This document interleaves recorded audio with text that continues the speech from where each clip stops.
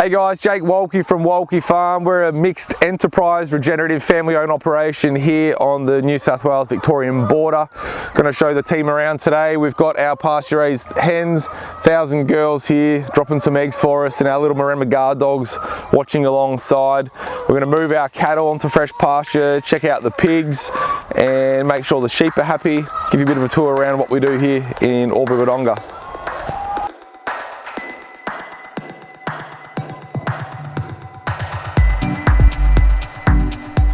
Else. But I'll hop in the buggy and we'll get going.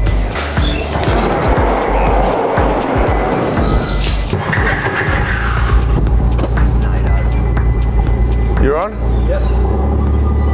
I don't think there's a person alive that has any idea what our landscapes are even meant to look like. Yeah. You use your imagination, but like, you could read about settlers who carved out some of the first blocks, and they're talking about ecological collapse in their first 3 years of farming. That's like, it's nearly 200 years ago. Talking about little valleys eroding into lakes because of the pressure from the sheep and the volume of the rain. You know, like, we've got no idea. No idea. Right. We'll just jump out of here.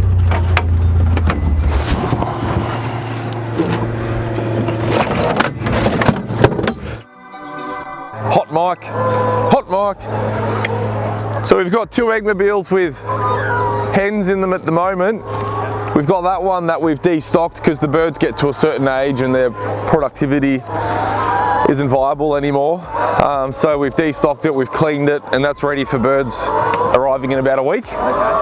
We run around 1,000 in the flock, so this is probably more like 600 at the moment, and then that'll bring us back up to 1,000.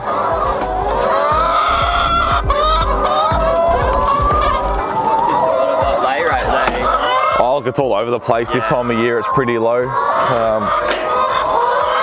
You know, if you're getting 80% on pasture, you're firing pretty well. Yeah. Come on, ladies. Hello. So we've got manual excluders in here. So just let the birds in the boxes.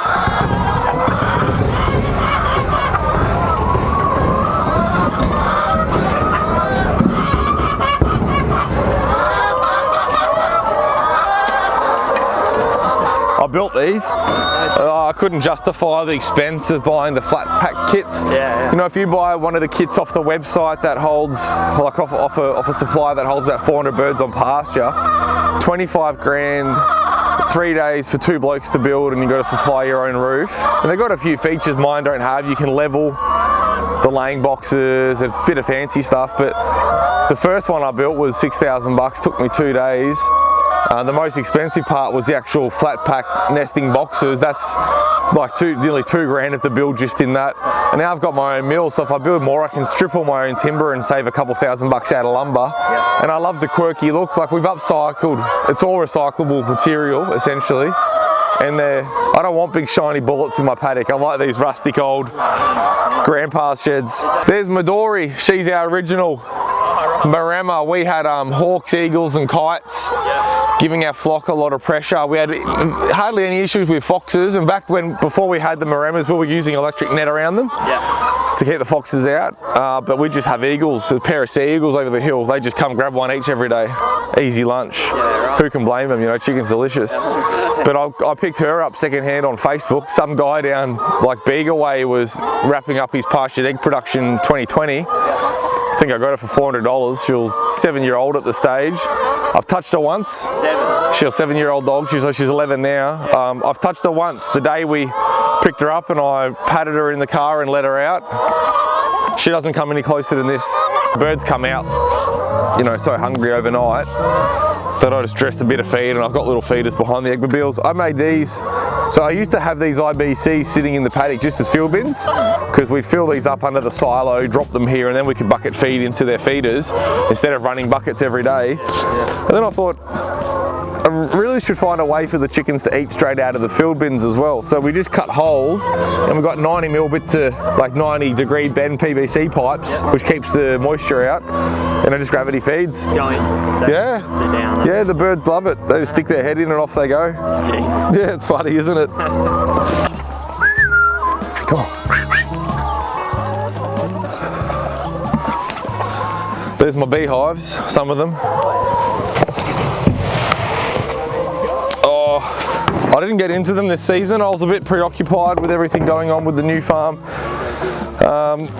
So I assume I probably lost a couple with, you know, if they don't get managed, they'll take off or whatever. But you know, about 25, 30 somewhere. I'm leveling a pad at the new place, and I'll be taking a heap up soonish.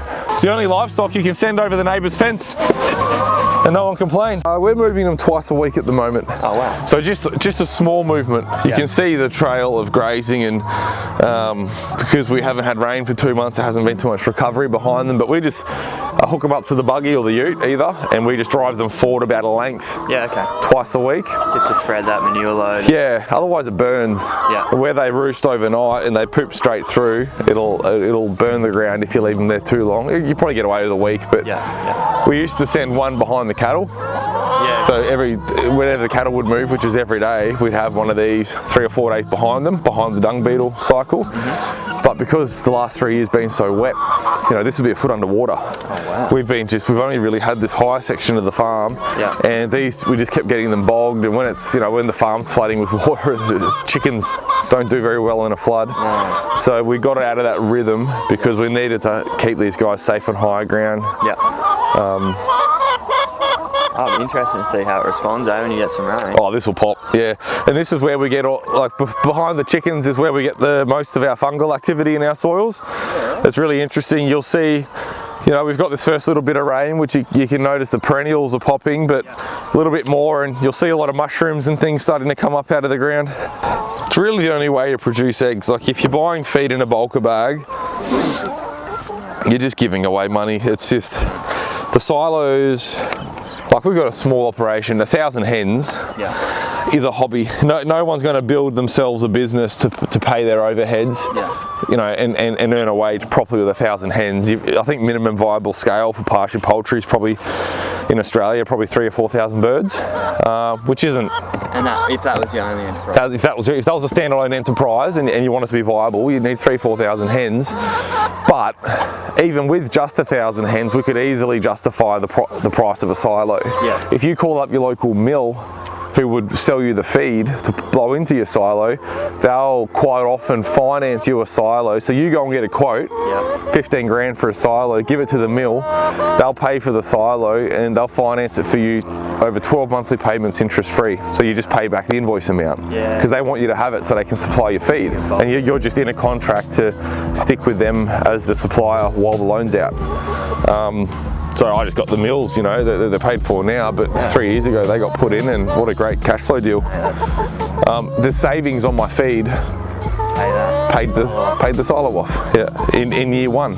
So all the mills around here are vegetarian. I'd love to be getting meat meal feed for my omnivorous animals. But you know, they're in the paddock, so they're having some access to grubs and bugs and the like. It's harder for the mills to do the meat meal stuff. The regulation's harder. So it's you know, barley, wheat, corn, soy, whatever you'd imagine. I get a lot of pushback from consumers who want it to be soy-free, corn-free. Our feeds are GMO-free, so we don't have any modified crops in them. You know, there's no GMO corn in Australia anyway.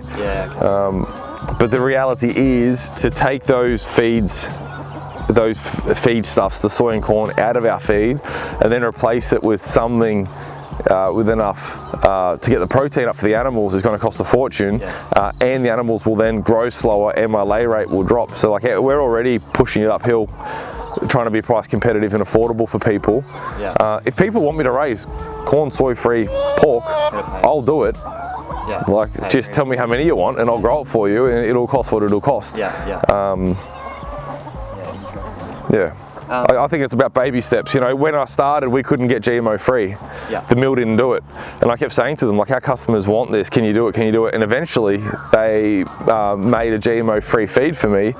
and that unlocked it for 3 or 4 other local poultry producers, and now we all get GMO in the area, we all get GMO free feed, and like we keep getting feedback from our customers that we pass up the supply chain. And it's about not being a purist or dogmatic, it's about being pragmatic and taking the wins where they are. Like one of the guys we spoke to at Wormfest yesterday, broadacre cropper in South Australia, and he said he's gone from using 4 rounds of herbicide on a crop of lentils to 1 across thousands of acres.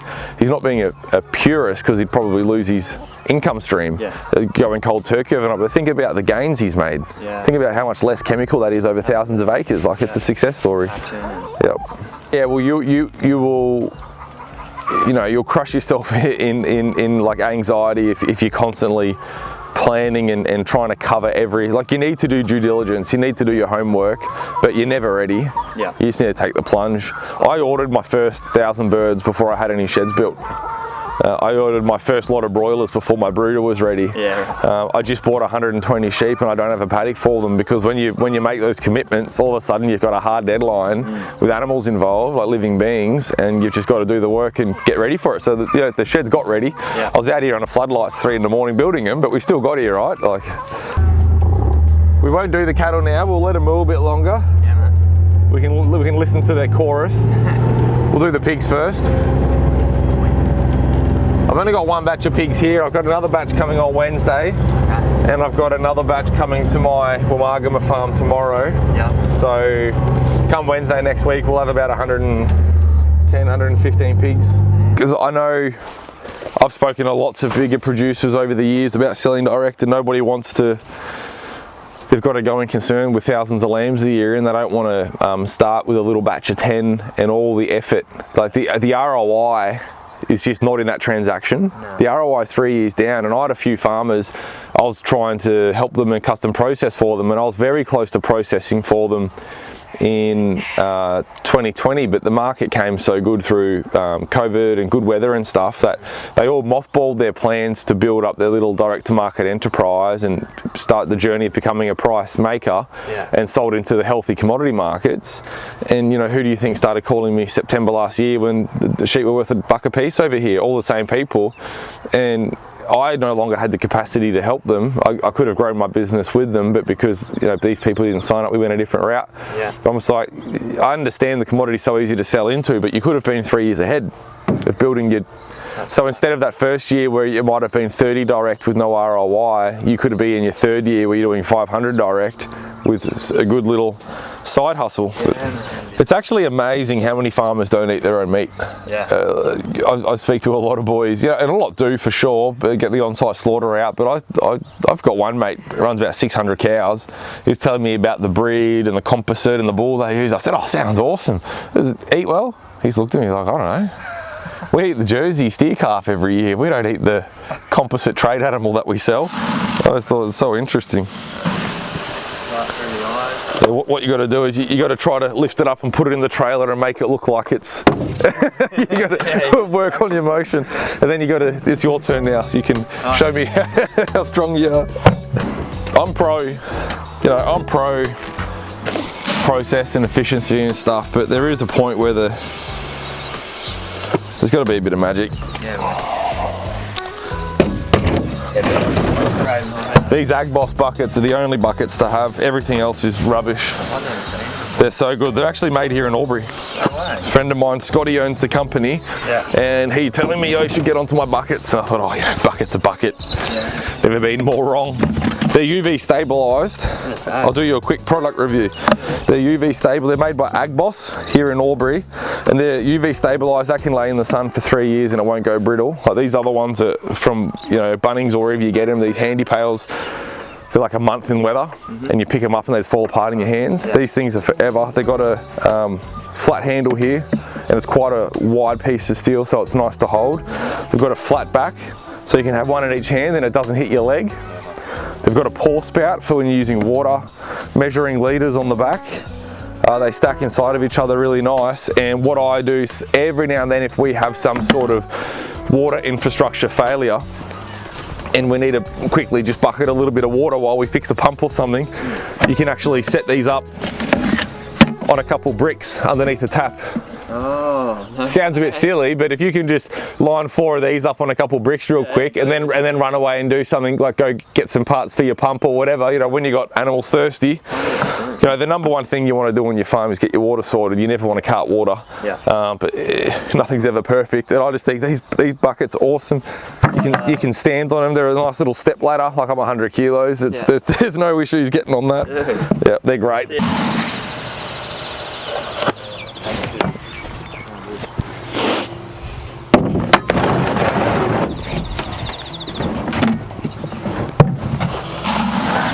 So for any budding, you know, ag enthusiasts that are coming into it, where would you recommend they start?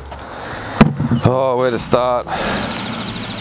I like a small startup, 100 chooks. It's not viable. It's not economically viable, but it might be mentally viable for you to wrap your head around how to handle chickens, you know, learn different things. You know, you need enough water lines with your chickens that 20% of the flock can water at once. And just those little things, you might read that and not actually think to implement it. And when you've got 100 chickens and you can only water 5 at once and you get to your first summer, you all of a sudden see why it's so important. And you'd rather learn that lesson with 100, if you're a slow learner, like some of us, you'd rather learn that lesson with 100 chooks than 4,000 chooks, you know?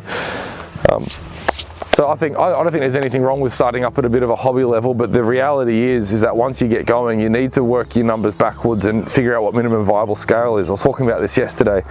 You can't open up a cafe with the capacity to do 200 cups of coffee a day and think you're going to ever make a living, because that's $900 revenue. You know, after you pay for all if you work backwards on your maximum income and all your costs, you realise that you'll never get anywhere. And you need to do the same with your eggs. You need to go, well, you know, everyone's selling eggs in our market for $8 a dozen or $100 a box, whatever it is, and I need to make $1,500 a week or whatever it might be to survive. And then work backwards and figure out how many chooks you need. I think too many people have this idealistic thing that they'll scratch by with a really small amount of lifestyle. There's a minimum viable scale, and that's just to scratch by. Then you've got the defensibility issue. What about protecting yourself from activists, bureaucrats, weather events, disease, all these different things? You know, do you have enough resource and the defensibility and resilience in your system to weather the food authority coming down on you and crushing you because of a food complaint? I've had 2 or 3 complaints about my eggs over the years from other egg producers trying to snuffle out a bit of competition, and so like none of them, I never got a stop work order or anything because they came and they had a look and or they phoned me and the complaints were a nonsense. But you know, you don't ever think about coming into this space and having to defend yourself against your colleagues. So one tip I would have for somebody wanting to start up is not to have as many enterprises as me. I pull it off to an okay level. It's chaos. It's organised chaos. And the problem with when you have 5 enterprises, you look at someone like Joel Salatin, and he's got 5, 6 enterprises and all these things, and what you don't realise and what you don't see is he's been doing it for 50 years.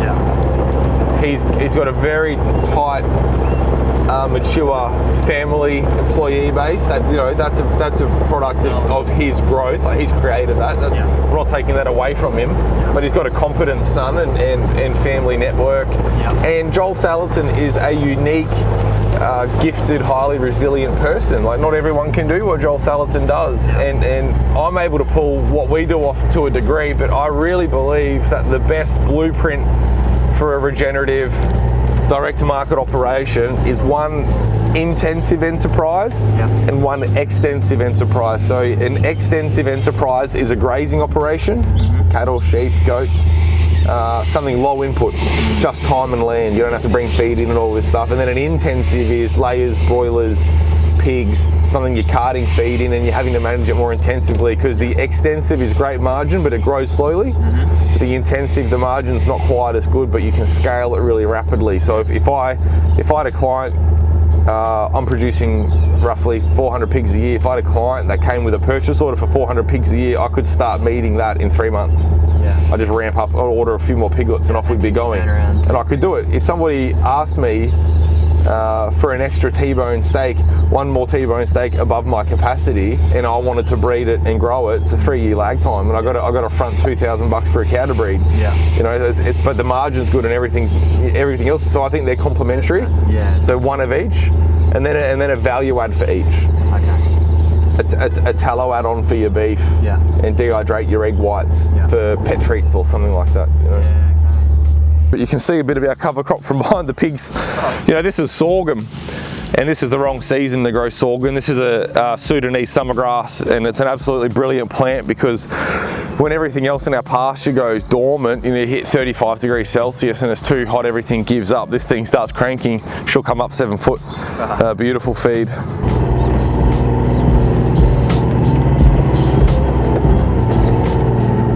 But basically, when these pigs hit weight, we start drafting off a dozen a fortnight, and by the time the mob's empty, the next lot turn up. We run 2 batches, so the back trees down to that bush block, that's where the pigs in Wednesday will turn up, because that's just been emptied last week of the last pigs out of there. And we just roll those 2 batches. So these are from a brilliant farmer up at Cootamundra. His name's Jason Bates. Got a farm called Stock and Piggle, and he has Berkshires, which are your black ones.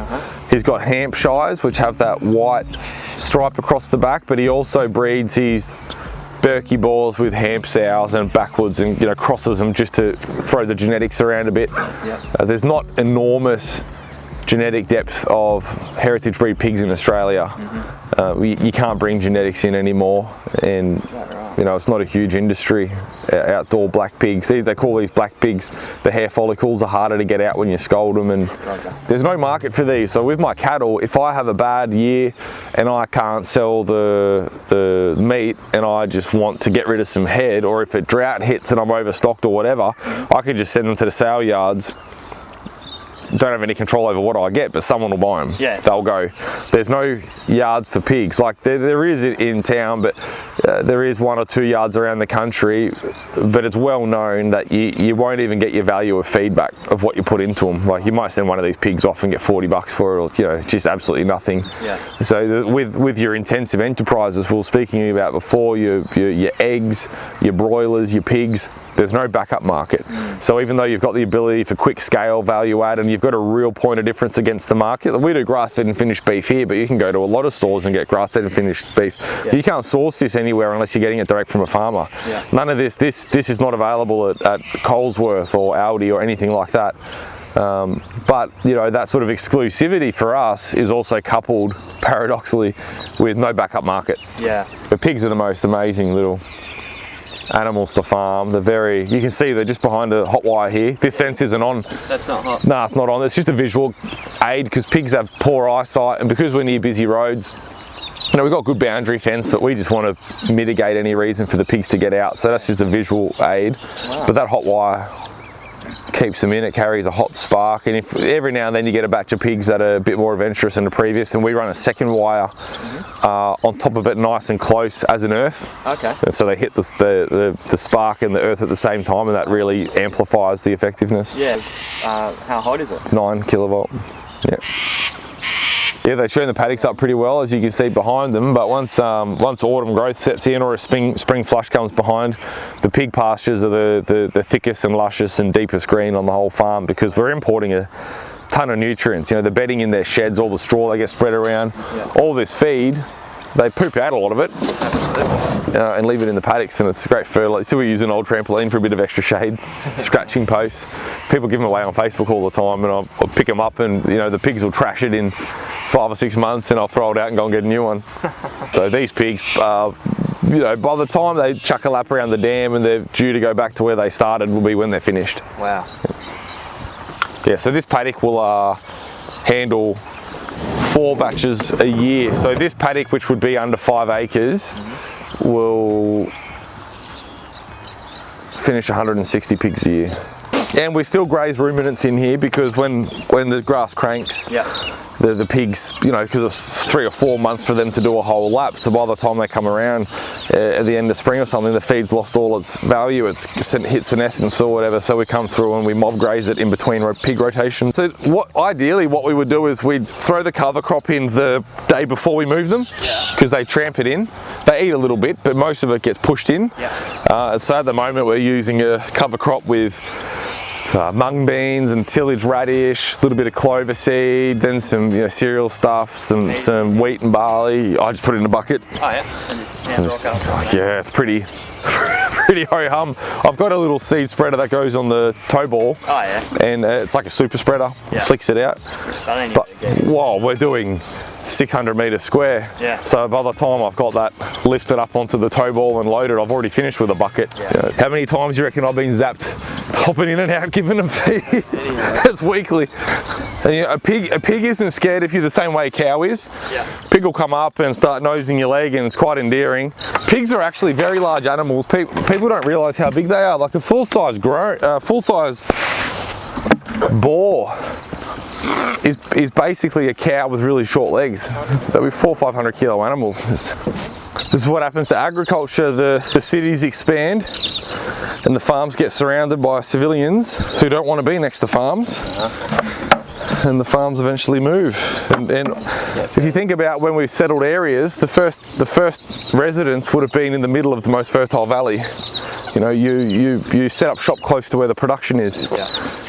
And so the cities, I imagine, and I've seen old videos and old photos rather in the library and stuff, the original valley of what Albury is now was incredible. Right along the Murray River, the whole thing, nice river flats and everything, and now it's all bitumen. Yeah, beautiful pig.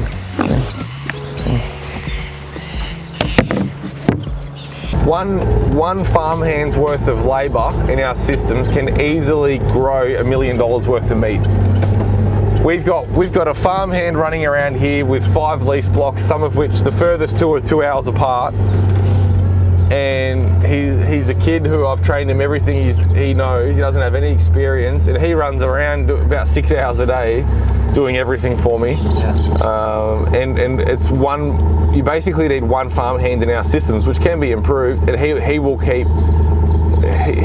he'd keep 2 to 3 butchers flat out busy. Wow. That's unbelievable. But you're probably talking only a couple days of abattoir space. You know, because they're so efficient. 5 acres you can lease here for $150 an acre, and that'll do 4 runs of pigs in a year, so 160 pigs. The infrastructure in this paddock, those hoop houses cost me $300 each to build in time and labour. Just bent pipe, 50mm pipe with tech screwed on Colorbond scrap from the local shed shop. Gravity fed water, which is no cost, the feed barrel, the electric fence, the energizer. We've got under $2,000 worth of infrastructure easy, and the weight we get our pigs to, our return per pig is about $1,300. Obviously you've got your labour costs ongoing. Our biggest 2 costs with pigs, apart from the cost of the pigs, we pay $200 for a weaner, but it's the labour to butcher them, and it's the feed to feed them. They're the 2 meaningful costs. Even though I'm in-house, it's still my biggest overhead, my butcher wages. And when I was outsourcing, getting other local butchers, it was crushing me paying the rate. It's the efficiencies of doing this at a bespoke level are really challenging, but we wouldn't be viable if we didn't have our own butchers. If I was having to outsource it, that cost would be too great. See this? Farmers don't like wallows. Your pigs were here a few weeks ago. They don't like wallows. It's a big dirty hole in their paddock and it makes it lumpy. But we had rain, was it Wednesday night or Tuesday night? We had 37mm and nothing since. It's the only place on the farm that's retaining the moisture. We're going to get brilliant germination here. Come the spring flush, all the best grasses in the wallow. You just got to get over the idea in your head that your farm should be a tennis court or a bowling green. You know, we like it neat and manicured. There's nothing wrong with that. Keep your cattle pasture different to your pig pasture, no problem. But you know, nature's lumpy. Yeah, this is my mob that has my purebred cows and most of the other mobs over the river. We won't go to them today, but I've got other mobs with just one bull running with cows, but because the Nguni genetics are so small in Australia, you know, they're estimating, they've only been in the country about 30 years and they're 13 years, they're estimating under 300 purebred cows. Wow. A lot of bulls. You know, bulls can be a lot more productive than a cow, but you can't get a purebred animal out of a bull. You need a purebred cow to get a purebred animal. So the cows are very highly sought after. So I've got 2 cows, but every time, because the genetics are scarce, and every time I see a bull I like, I buy it. Yeah. But it means I've got 6 or 7 bulls for an operation with only 100 cows. It doesn't make any sense. An Nguni bull could do the 100 cows by itself, but you know, I'm buying for 2026. Yes. I'm not buying for now. So every now and then I'm like, should I buy some more cows or should I buy some more Bitcoin? Bullish on both. Yeah. Bullish on both, that's right. Well, they're both great stores of value. Yeah. There's a fresh calf. It's lovely seeing it when it happens right. You know, Goo Goo. She's been very cross lately. So that's Goo Goo, the girl with the lyre horns. Those horns that sweep up. Yeah. That shape with the Nguni breed is called lyre. L-Y. Yeah. And she's a purebred Nguni cow. And initially when we started here at Wolki Farm, we were trading. So the arithmetic worked best to buy in weaners, put them in our system, grow them out for 4 months, 8 months, whatever it took, and then process them. And then the market swung 21, 22, and that weaner that we could source for $800 became $2,300. And all our margin disappeared. And we're only on small acreage, and breeding never really made sense, but all of a sudden it started to make a bit more sense. And I thought, well, for our systems, what's the best animal? And I was still quite new to agriculture, and I didn't know a heap about different breeds, even though I'd run a heap of different steers. I did a bit of research, and I decided to buy shorthorns, which are these, you know, that strawberry roan girl up the back. These colourful spotty ones on the ground. There's quite a few of them still here. I bought these shorthorn cows, and the reason I purchased them was I'd run shorthorns on the farm before as traders, and the ones I'd had been really well mannered, very easy to handle cows, good meat quality. But the real reason I got them was they're pretty to look at, because we're a customer facing operation. I think having spotty cows is more marketable than having black ones. I call the Angus, the Angus cow is Henry Ford's gift to the cattle community, black and black. And I thought I could value add and honour the animal further by tanning their hides and having a unique hide to add. If you're running an Angus hide catalogue, you got one SKU on one page, but the shorthorns, they're all unique. And so I was going down the rabbit hole of wanting fit for purpose animals, and I had a friend call me and he goes, oh, I was just at the farmers markets up on the coast and spoke to this guy from Eastwell Farms, and he sells this beef from a cow called Nguni.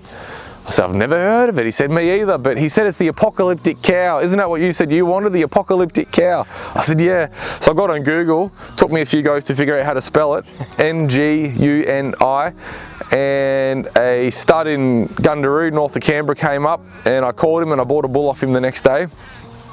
We don't muck around, and he's in the mob here. Bomvu, where are you? Yeah, big boy here. See the hump on his back? Yeah, buddy. Bomvu got here 2.5 years ago, and he was my first Nguni. And since then I've picked up a few more bulls and a couple purebred cows, and they are small. So a mature cow's 400 kilos. She's a 10-year-old cow. Wow. So this black girl here with half the horn missing, her name's Nandi, 10-year-old cow. She's about to have her 9th calf. So highly productive. They wean their calves themselves. They run with the bulls all the time. They are always calved without issues. They're very maternal.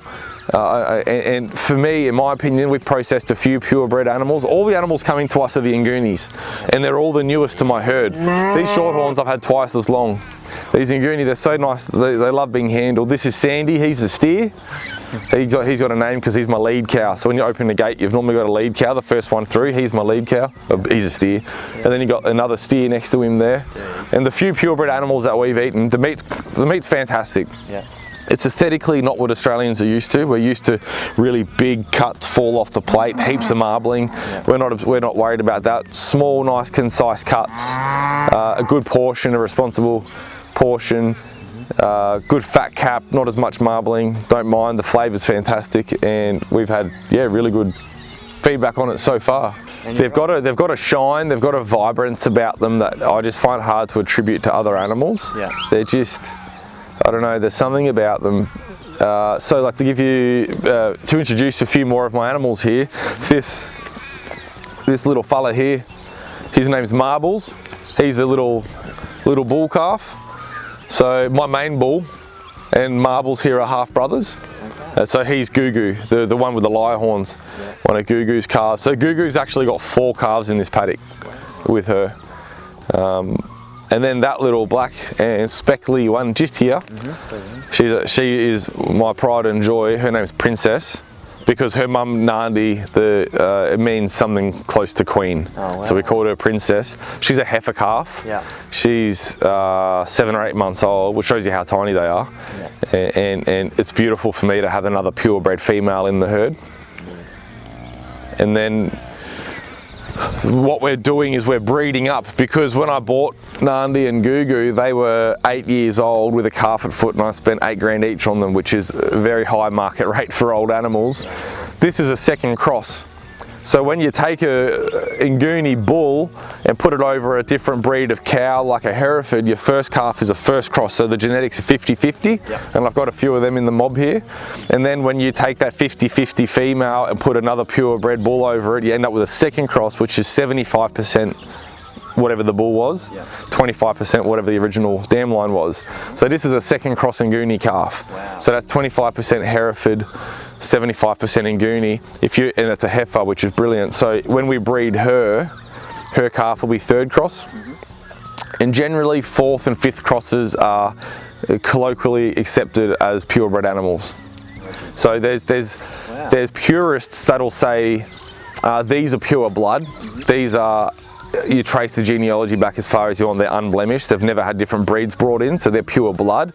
But once we hit 4th or 5th generation, they look like it, they sound like it, they taste like it, they have all the traits, but a genetic profile, they might only show you 98% purity, so they're pure bred. The industry gets stuck on it, everyone becomes very protectionist about the right phrasing. A lot more are crossing than running full breds, because the access to the females is so challenging. So, you know, the Nguni is a very appropriate animal for far north Queensland, you know, tropical, subtropical climate, because they're very good at defensibility against parasites. So if you're in a tick-borne area, that's the gentleman who my doctor friend, Dr. Max, first saw them with at Eastwell Farms, Brian Usher there. He had a British breed, an Angus or something like this, and constant tick issues, ticks getting on the udder, because he's on the coast, north coast, ticks getting on the udder, and these ticks will destroy your cattle. If your cattle can't handle them, and if they get immune to the medications and the treatments and everything eventually. And so he needed to do something, because he didn't want to be using chemicals to keep his animals healthy. That's just a sign of a poor system.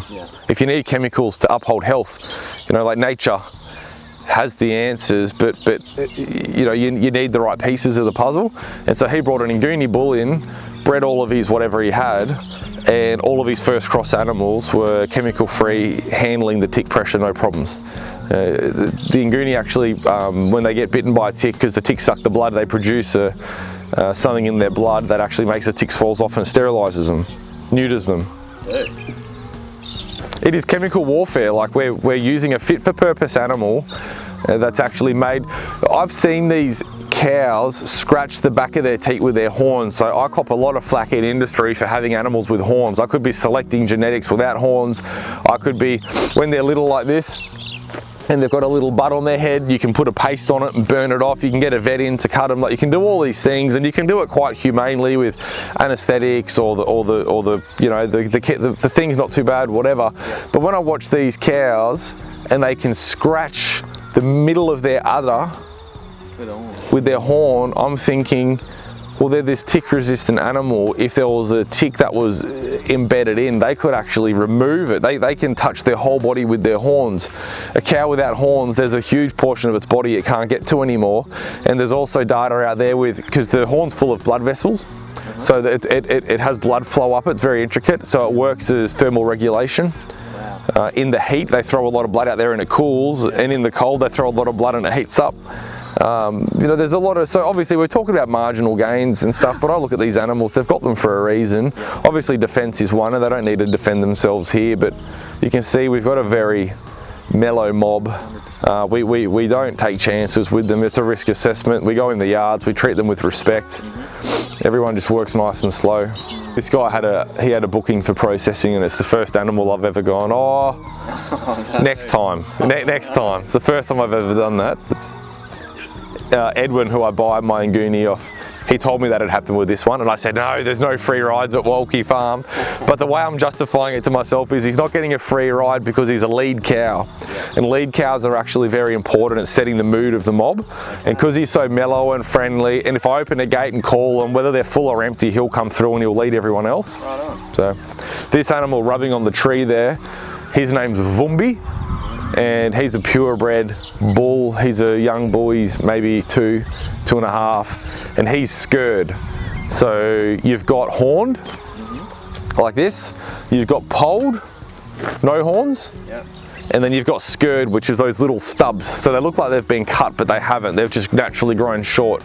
So if you breed him with a horned animal, they'll likely throw a scurred animal, or if you breed him with a polled animal, they'll throw a polled animal. Okay. So, you know, even though I love the horns, he's a little bit of a, it's not easy to get a scurred or polled bull of Nguni, and I just saw a lot of value in having him as a backup plan. Like obviously he's still got all the Nguni genetics, he's got all their colours and all their traits and everything else, but I couldn't say no to him.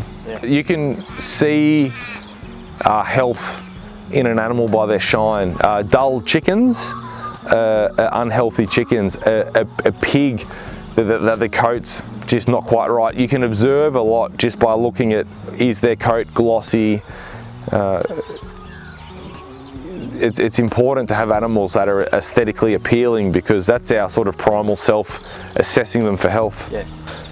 It's a very nice thing being able to walk into your mob and they don't come to you and they don't run away from you. And especially if you can do a lap around an animal and they like how close I got to these ones and they stay on the ground ruminating, it's just a very healthy relationship. A lot of people go to their uncle's farm, my uncle's farm, the animals love him because every time he goes in the paddock they run to him. There's no, the animals are starving and they're expecting to be fed. They come to you for food. They shouldn't want your companionship, but similarly if you go outside and they all run away from you, that's not a great result either. You really just want a pretty static mob. See, she's, that's the brand new calf, so she's like, give me a bit of space, we're still bonding. And I'm really excited to actually get some milk out of an Nguni Jersey cross. I think it'll be a really interesting mix, because Ngunis have very small udders. Like if I spin Nandi around here for you, she knows I'm coming for her. She's a 10-year-old cow. She's got a big calf on her at the moment, or she's actually dried her udder up. So this is really interesting. I don't know how interesting other people find this, but her calf is in this mob and has not been weaned, and she's kicked the calf off her and dried her udder. So she'll calve in the next month now. Wow. So I looked at her about a week and a half ago, and she's still wet. So she knows she's about to drop. She needs to wean her first calf, dry herself up, get ready to drop colostrum and have her next calf. Wow. But they've got tiny little 10-year-old cow like that. See how big her teats are? Yeah. She's got her first calf at foot. Okay. And then the cow behind her, she's dry at the moment. Look at how big and floppy her teats are. She's younger than the Ngunis. And these Ngunis, 10, 11-year-old cows, and they've got these perfect little teats. It's a real problem. When these shorthorns have calves, their teats get so big, we call them bottle teats, that they're too big to fit in the calf's mouth. Right. And you have an issue where you have to cull your cow, not because she's not fertile anymore, not because she's diseased or losing body condition, but she can't bring a calf up because it can't get on, her teats blow up. So we selectively breed them for a trait of producing a large weaned calf. Yep. And one of the byproducts of a large weaned calf is a mum that produced a lot of milk, and one of the byproducts of a mum that produced a lot of milk is really big teats. Yep. And you get to the point you get an 8-year-old cow, they can't do it anymore. So the Nguni will wean a smaller calf, but they're a smaller cow and they've got smaller teats and smaller milk, but they don't break down. 16-year-old cow with 15 calves that are coming out of it. Yep. The economics of not having to replace your cows, every extra year of longevity you can get out of a cow, it does wonders on the balance sheet, because not only when you don't have to replace them, you can either sell their progeny for revenue or retain it to scale. Yeah. But every time you got to replace them, you just tread water that year. You never actually get anywhere.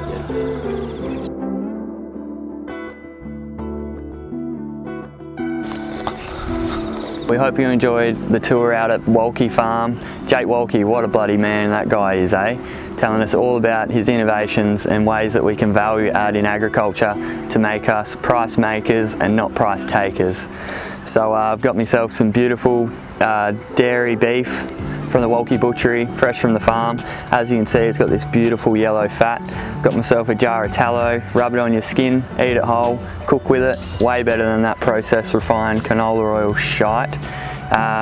So yeah, thanks for joining us for our tour of Wolki Farm. Make sure you head on over to Wolki Farm, follow the socials, and get behind the movement. Support the good farmers that are helping regenerate our planet, regenerate human health, and make the world a better place. Thanks for watching.